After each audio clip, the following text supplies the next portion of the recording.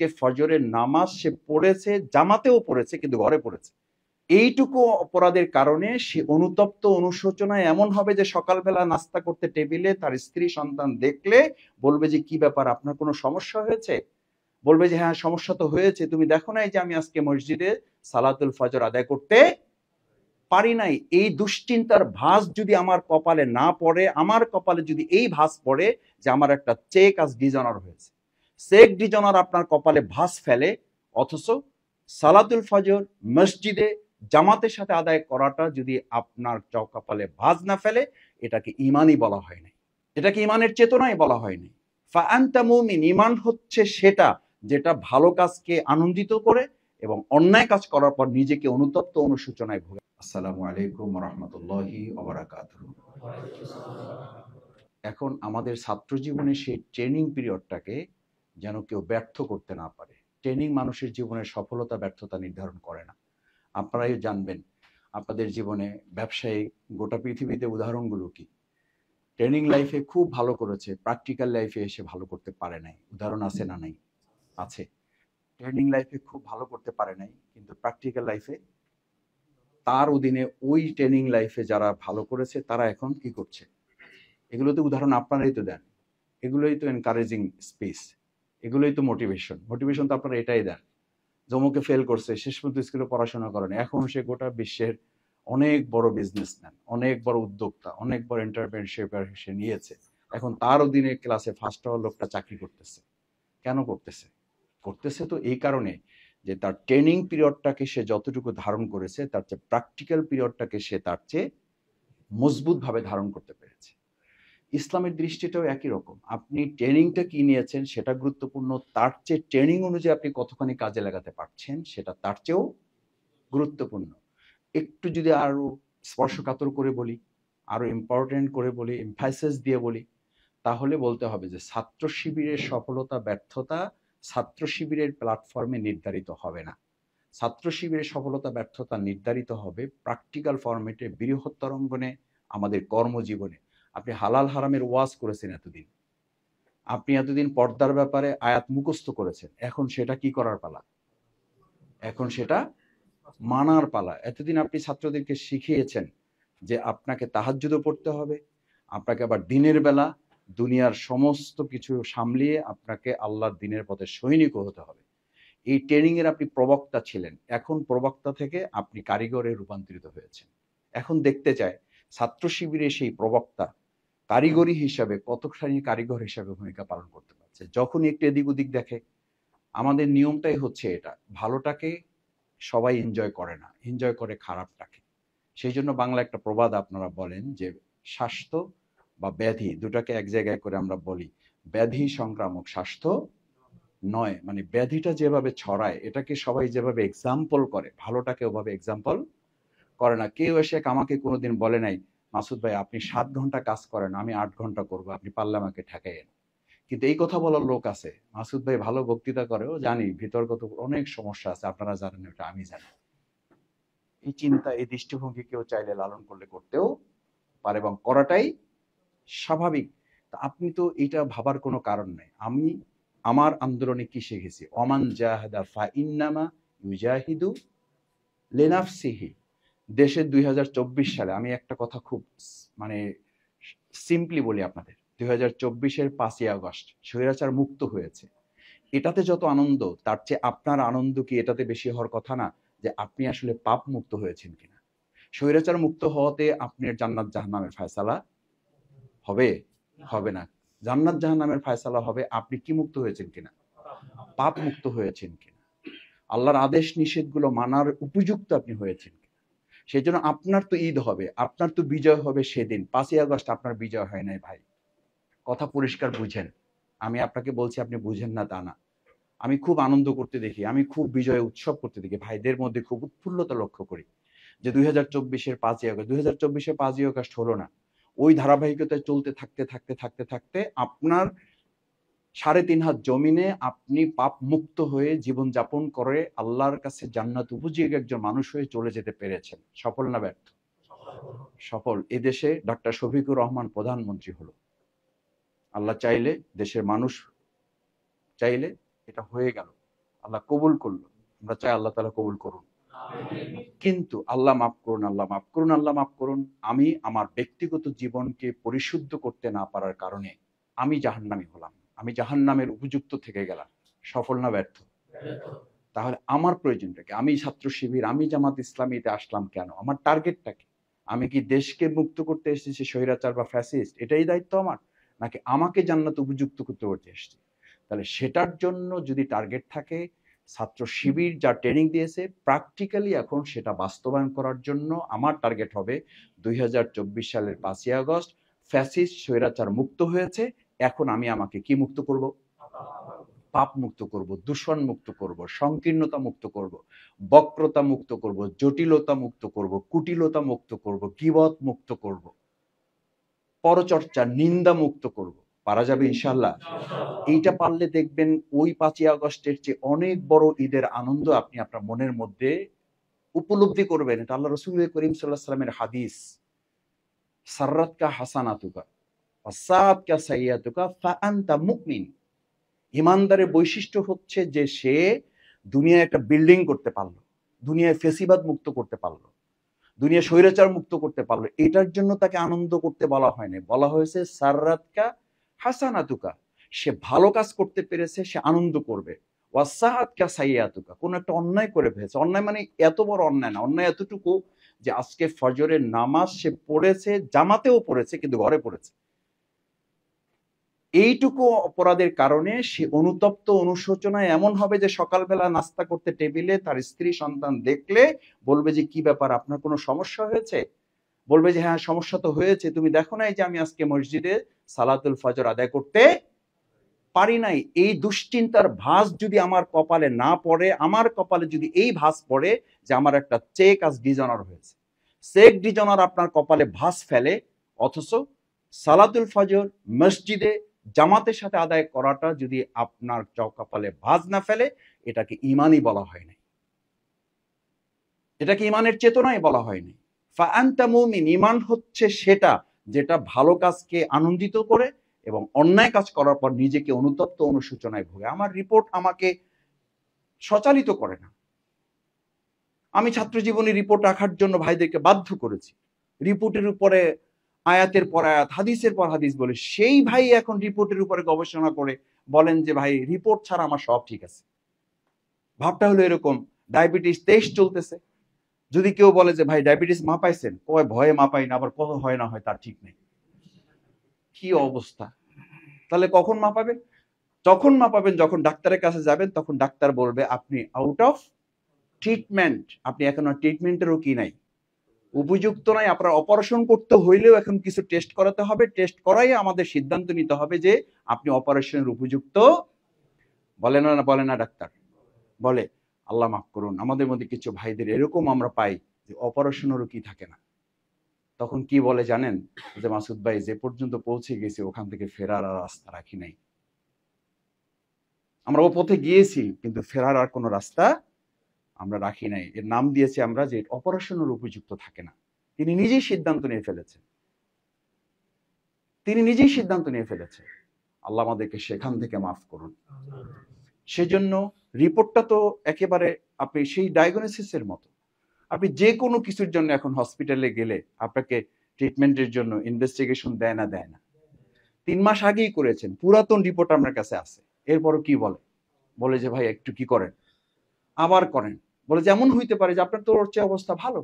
বলছে যে ভাই লাগবে না, আমার তো চেনেন আপনি, আমি তো কি জিনিস বুঝেন না আপনি, দেখেন আল্লাহ ভরসা, টেস্টে আর টাকা খরচ করতে চাই না, কিছু একটা দিয়ে দেন, ওষুধ খাওয়া শুরু করে দিই।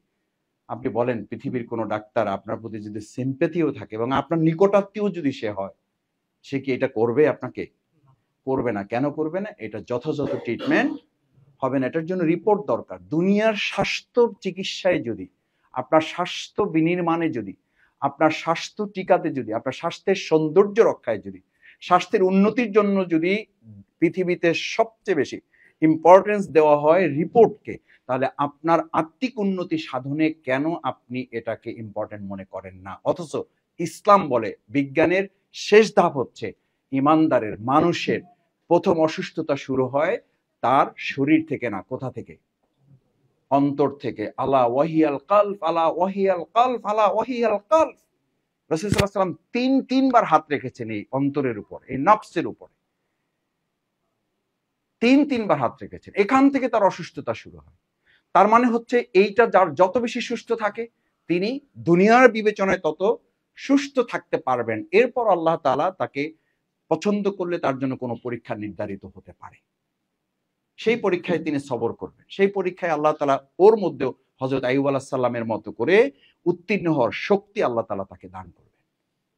সুতরাং আমরা আজকে আপনাদের কাছে আশা করব শেষের দিকে যে আমাদের সমস্ত কিছুর সমাধানের একটা জায়গায় একমত হইতে হবে যে আমরা কি রাখতে চাই। কিন্তু রিপোর্টের সমাধানটা কি আমাদের পলিসিটা কি? রিপোর্ট আছে ভাই, যে আমি আজকে ভাইদেরকে বলেছিলাম, জানি না কিছু রিপোর্ট বেরিয়ে আসছে কিনা, যে প্রোগ্রামই করেন ভাইদের হাতে একটা রিপোর্ট আমরা তুলে দেব। হয়তো ওই ভাই বলবে যে ভাই আমার আরো 3টা রিপোর্ট আছে, একটা গাড়িতে আছে, একটা বাড়িতে আছে, একটা অফিসে আছে। রাখেন কোনটা? যখন যেটা পাই। তো যখন যেটা পান ওইটা রাখলে আপনি মেনটেন করেন কোনটা? কয় যখন যেটা দেখতে চাই ওইটা দেখাই দিই। এটা তো কোনো কথা হলো না। আপনি 3টা রিপোর্ট মেনটেন করেন মানে আসলে আপনি কোনোটাই মেনটেন করেন না। আবার দেখা যায় যে আপনার রিপোর্টের স্বাস্থ্য পরীক্ষার বিধানটা কি, আপনাকে তো ব্যালেন্স করতে হবে। আপনি ডায়াবেটিসের উপরে খুব চিকিৎসা নিলেন কিন্তু প্রেসারে কোনো খবর নিলেন না। এটার অর্থ হলো এরকম যে আপনি তেলাওয়াত কখনো শুরু করলেন তো এমন অবস্থা যে পুরা কোরআন শরীফ শেষ, হাদিসের সাথে কোনো সম্পর্ক নাই। আবার হাদিস পড়া শুরু করছেন, সাহিত্যের উপরে কোনো নাই। আমি একজনকে খুব করে ধরলাম যে ভাই আসলে সমস্যাটা কি?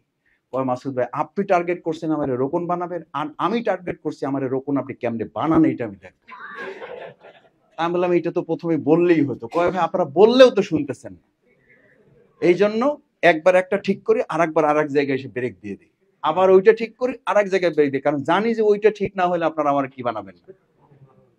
এখন আপনি যদি কেউ ঘুমিয়ে থেকে জেগে থেকে যদি কেউ ঘুমায় তা আপনি তাকে জাগাইতে পারবেন, সুযোগ নাই। এই ক্ষমতা তো আল্লাহ তাআলা মানুষকে দেন নাই। মুহাম্মদ রাসূলুল্লাহ সাল্লাল্লাহু আলাইহি সাল্লামকে তো এই ক্ষমতা দেন নাই। তার চাচাকে চাইলে তিনি ঈমান কবুল করাতে পারতেন, কিন্তু পেরেছেন কেন? পারেন না। এই ক্ষমতা আল্লাহ তাআলা কাউকে দেন না। এটার জন্য বান্দার চেষ্টা লাগবে, আল্লাহ তাআলার অনুমোদন লাগবে। এখন শেষ কথা যেটা বলি, মিজান ভাই খুব গুরুত্বপূর্ণ প্রসঙ্গ তুলেছেন। আমি ছাত্র জীবন থেকে কখনো কোনো প্রোগ্রামে ভাই সাথী হন, ভাই সদস্য হন, দায়িত্বশীলে কখনো কখনো বিব্রত হয়েছে। কারো সাথী হইতে হবে না, এই কথা যখন বলছি তখন ডানে বামে আমি দেখেছি চেহারা লাল হয়ে গেছে যে মাসুদ ভাই এত কষ্ট করে নিয়ে আসলাম চিটাগাঙে, এত কষ্ট করে নিয়ে আসলাম খুলনাতে, সব সাথী বানায় দিয়ে চলে যাবে, আর মাসুদ ভাই বলতেছে কারো সাথী হইতে হবে না, কারো সদস্য হইতে হবে না, আজকে প্রোগ্রামটাই শেষ। পরে আমি একটু আবার যখন কথা বললাম তখন দেখা গেল যে না, চেহারা আগের চেয়ে একটু আবার ভালো হয়েছে। আসলে ভাই বেসিক কথাটা কি? আপনাকে নফসের 3টা ধাপের কথা বলা হয়েছে। একটা নফসে আম্মারা, একটা নফসে লাওয়ামা, একটা নফসে মুতমাইন্না। This is a stage of Jamaat Islami, Islami ছাত্র শিবির। সমর্থক, কর্মী, সদস্য, সাথী সদস্য। আবার জামাতে সমর্থক, কর্মী, রোকন। ধাপ 3টা। আমরা আম্মারায় ছিলাম, আল্লাহ মাফ করুন, সেখান থেকে নিশ্চয়ই আমরা চেষ্টা করে এখন একটা জায়গায় এসেছি, এটার নাম নফসে লাওয়ামা। আমাদের লাওয়ামাটা ধরে কাজ করতে হবে। আলহামদুলিল্লাহ, এর মধ্যে যদি আল্লাহ তাআলা কাউকে নফসে মুতমাইন্নার জন্য কবুল করেন তাহলে তো আমাদের কোনো অসুবিধা নেই, এবং আমরা প্রত্যাশা করি যে আমরা সেই জায়গায় পৌঁছেছি অথবা পৌঁছে যাবো ইনশাআল্লাহ। কিন্তু আমাদের মনে রাখতে হবে যে মুতমাইন্না এবং লাওয়ামার পার্থক্যটা কি। পার্থক্যটা তো এই, লাওয়ামার সম্পর্কে আল্লাহ কসম খেয়েছেন, লা উকসিমু বিয়াউমিল কিয়ামা ওয়ালা উকসিমু বিন-নাফসিল লাওয়ামা। লাওয়ামাটা এত ভয়ঙ্কর যে কিয়ামত যেমন ভয়ঙ্কর, পরকাল যেমন ভয়ঙ্কর, হাসর যেমন ভয়ঙ্কর, বিচারের দিনটা যেমন ভয়ঙ্কর, আল্লাহ তাআলা এভাবে আমাদের সামনে উপস্থাপন করেছেন যে নফসের লাওয়ামাটা ওইরকম ভয়ঙ্কর। কেন ভয়ঙ্কর? ভয়ঙ্কর এই কারণে যে লাওয়ামাটা সবসময় আমাদেরকে আত্মতৃপ্তিতে ভোগায়। কিসে ভোগায়? শিবিরে যা কাজ করে রাইখে আসছি আলহামদুলিল্লাহ, বহু লোক তো এর ধারে কাছেও যাইতে পারে নাই। কত মামলা, কত নির্যাতন, কত রিমান্ড, কত হামলা, কত সময়, শ্রম, মেধা দিয়েছি। আল্লাহর খাস মেহেরবানি। আমাদের সাইদি হুজুর রাহমাহুল্লাহ উনি বলতেন যে জান্নাত তো পাবোই, ভাড়াও দিতে পারবো, সাবলেট দিবে। মানে সাবলেটের চিন্তা তো আমাদের মাথায় কাজ করে যে এমন অবস্থা যে ওটা ভাড়াও দেওয়া যাবে। আর উনি উল্টাইয়ে বলতেন যে যে কাজ আমরা করছি গোটা জাহান্নাম কপালে জুটবে কিনা সন্দেহ আছে, ওখানে হয়তো ছাপড়া চোপড়া দিয়ে থাকা লাগবে। ছাপড়া বুঝেন? ছাপড়া হলো কোরআনের ভাষা আছে, উনি কোরআনের ভাষা দিয়ে বলতেন যে মুযাবযাবিনা বাইনা যালিক, এটা হলো এই মাঝামাঝি অবস্থায় থাকে, একটু ভালো একটু মন্দ, একটু আগায় একটু পিছায়। ওই যে বা তৈলাক্ত বাসে বানরের ওঠানামার মতো আমাদের ইমানটাও এরকম কি করে। এটা রাসূল সাল্লাল্লাহু আলাইহি ওয়াসাল্লামের হাদিস যে পাতায় কচু পাতার উপরে পানি রাখলে ওটা যেমন টলটল টলটল করে যে কোনো সময় যে কোনো দিকে পড়ে যেতে পারে, ইমানদারের প্রত্যেকের সবচেয়ে ভালো ইমান যার, তার ইমানটাও ওই কচু পাতার কিসের মতো। কিন্তু আপনার আমার অবস্থা কি? এটা কি করেছি আমরা? স্থায়ীভাবে রেজিস্ট্রি করে নিয়েছে, এটার আর কোনো নড়াচড়া নাই। অথচ রাসূল সাল্লাল্লাহু আলাইহি ওয়াসাল্লাম বলেছেন এটা হচ্ছে কচু পাতার একটা পানির মতো, যেমন টলটল করে যে কোনো সময় যে কোনো দিকে পড়ে যাবে। বিল ইয়ামিনে ওয়াশ শিমাল, পরিভাষাটা হচ্ছে এরকম, যেটা ডানে বামে, বিল ইয়ামিনে ওয়াশ শিমালে, হয় ডানে পড়ে যাবে নালে বামে পড়ে যাবে, একটু সতর্কতার এদিক ওদিক করে। সুতরাং তোমার সতর্কতাটা হচ্ছে এইরকম যে তোমার এই নাওয়ামা থেকে তোমার মুতমাইন্না যাওয়ার জন্য তোমার ইমপ্রেশনটা হচ্ছে যে তুমি ছাত্র জীবন শেষ করে এখানে এসে একটু রেস্টিং কন্ডিশনটা তুমি অ্যাপ্লাই করো, যে এই তো আসছি কেবল, বা 2 বছর হইলো, 3 বছর যাওয়ার পরে কয় ভাই যে কিছুদিন আগে ছাত্র জীবন শেষ করছি। তাহলে কবে শেষ করছে? যে 2014-তে। এটা কয়দিন হলো? কিছুদিন। এটা 14-তে শেষ করছে, এটার নাম হলো কিছুদিন। আসলে এই যে সময়টা চলে গেছে, এটা শয়তান আমাকে কি করতে দেয় নাই, বুঝতে দেয় নাই যে এতগুলো লম্বা সময় আমার জীবন থেকে চলে গেছে। আমার সম্মানিত ভাইয়েরা, আজকে আপনাদের কাছে বিশেষভাবে অনুরোধ করতে চাই যে আমাদের মূল টার্গেট রুকনিয়াত নয়, এটা একটা স্ট্যান্ডার্ড মাত্র। যখন শপথ দেওয়া হয় তখন সমস্ত আমিরগণ এটা উল্লেখ করেন, কেন্দ্রীয় সভাপতিগণ আমাদের বলতেন, শাখা সভাপতিগণ আমাদের বলতেন, সাথীগিরি, সদস্যগিরি, রোকনগিরি, এটা কোনো পদ পদবীর নাম নয়, এটা হচ্ছে আমার নফসানিয়াতের একটা পরিশুদ্ধিতার স্ট্যান্ডার্ড মাত্র। যদি ওই জায়গার পরিবর্তন না হয় তাহলে আমার এটাতে কোনো কাজ হবে না, বরং এটা আমার জন্য উল্টা রিয়াকশন হবে। ফা ইন্নামা ইয়াতাযাক্কা লিনাফসিহি, যদি পবিত্র না হই, ফামান নাকাসা ফা ইন্নামা ইয়ানকুসু আলা নাফসিহি, বরং এই শপথ ভঙ্গের কারণে আমাকে কিয়ামতের দিন আসামির কাঠগড়ায় দাঁড় করতে হবে। সেখান থেকে বাঁচার জন্যই মূলত টার্গেট হচ্ছে এটা। ধরেন একটা সুপারি গাছ, ধরেন একটা নারিকেল গাছ বা একটা তাল গাছের পিচ্ছিল পথ, আপনারা তো একটা পিচ্ছিল পথের যাত্রী। এই পিচ্ছিল পথের মাঝখানে উঠে যদি কেউ ভাবে নিচের দিকে তাকিয়ে যা উঠছি খারাপ না, আবার উপরের দিকে তাকিয়ে যদি বলে যে এই পর্যন্ত তো একটা ধাপ দিলে উঠে যাবে, এটা কোনো ব্যাপারই না, উঠছে যেহেতু মাঝামাঝি।